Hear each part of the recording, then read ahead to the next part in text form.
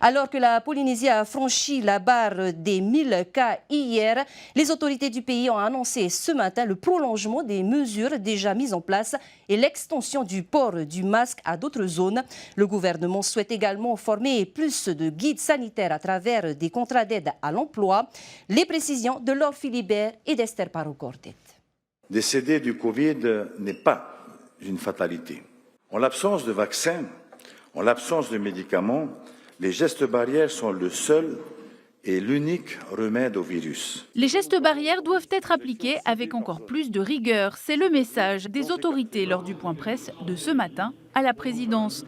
L'ensemble des mesures déjà en vigueur, à savoir la fermeture des boîtes de nuit, les règles strictes dans les restaurants et les bars ou encore l'encadrement des rassemblements dans les espaces publics, ont été prolongées jusqu'au 15 octobre. Malgré une manifestation des anti-masques samedi dernier, le haut-commissaire et le président du pays ont annoncé l'extension de l'obligation du port du masque à davantage de secteurs sans préciser lesquels et la mise en place de CAE dans les communes. Nous doterons les communes d'agents de prévention sanitaire sous la forme de CAE qui seront dédiés aux quartiers prioritaires aujourd'hui touchés par l'épidémie.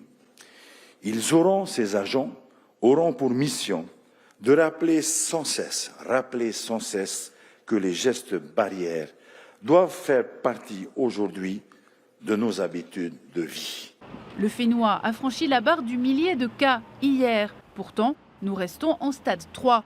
Pas de reconfinement partiel envisagé dans les zones les plus touchées, malgré ce qu'avait laissé entrevoir le ministre de la Santé. Il n'est pas question de reconfiner, y compris dans les quartiers où...